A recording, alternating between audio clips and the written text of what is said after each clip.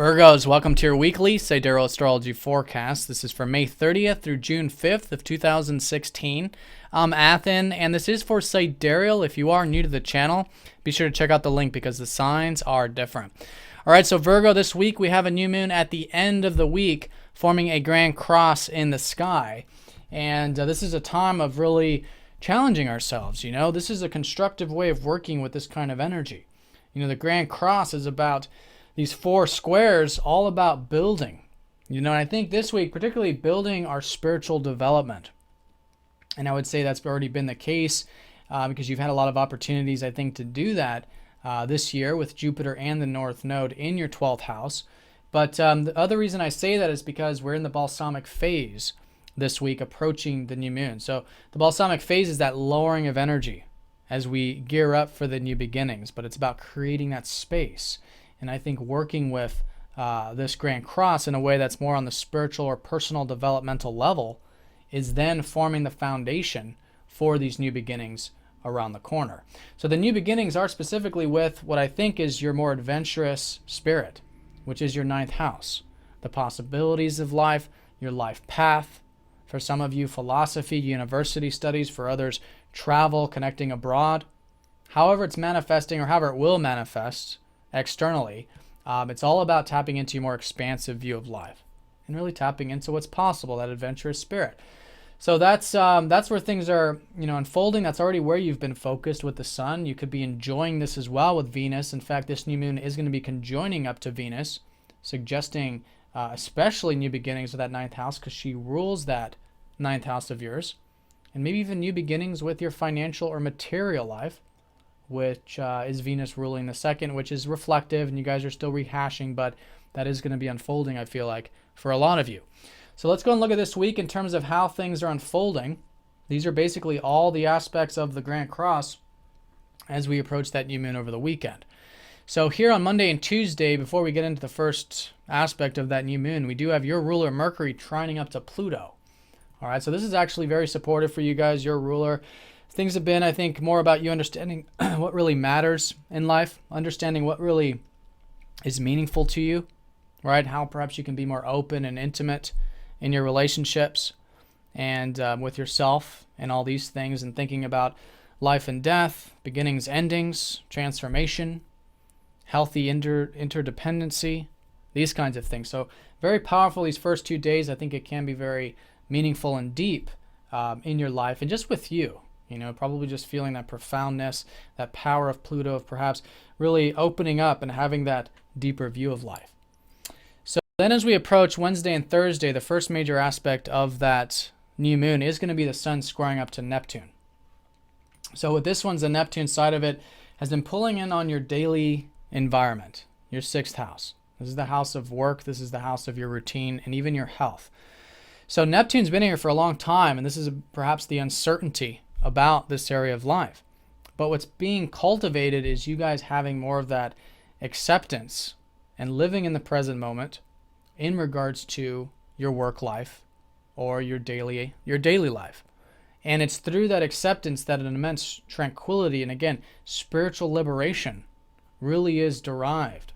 All right, this is a good area of your spiritual development with both the South Node and Neptune here.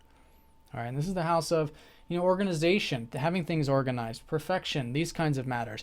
Letting go, finding that flow of the daily life through the present moment can be tremendously spiritually liberating. And not only in regards to that area, but also in regards to these new beginnings, which again could free you up in terms of what is possible, in terms of the life path, the future unfoldments of things, and letting go too of the life path, detachment of that. Detachment of the future possibilities, not needing to know exactly where things are going, because that's really been this whole year with Saturn squaring up to Neptune, is this uncertainty about where things are headed into the future.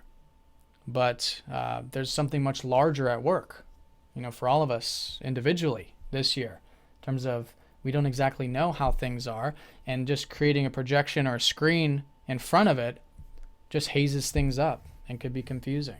So anyways, again, confirming the fact that it's a good week for spiritual development.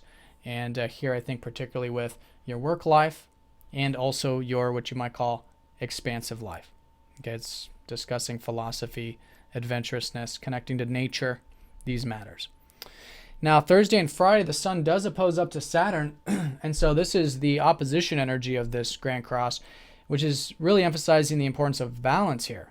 You know, Saturn's been helping you guys get really serious with your communication, with learning, for some of you reading, writing, taking courses for some of you. So there's this hard work that can be put into learning or just being inquisitive or exchanging. And that's a good foundation to work on this week. Having that disciplined approach with moderation, with balance, right? Because that's what's grounding these possibilities. Because without the practical, without the rational, if we get too far into just the ninth house of possibilities, it can unground us.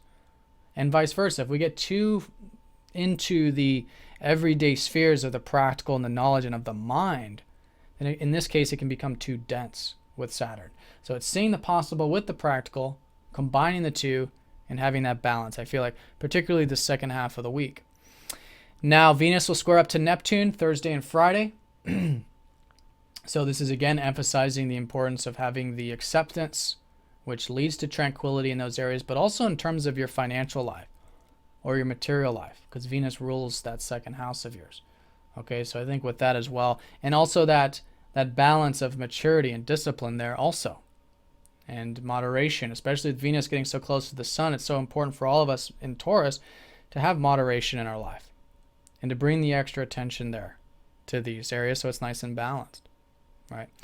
Now, Friday and Saturday, we do have that conjunction, Sun, Venus, squaring up to Jupiter. So here's where Jupiter comes into the whole picture. This is where there's been, again, this new opportunity this year to get involved in your spiritual life. And what I mean by that is maybe getting your alone time, maybe meditating, maybe joining, sometimes communities or spiritual groups. But whatever it is that puts you into a meditative state or helps you achieve that peace and tranquility in your life. This is where you've got tons of opportunities.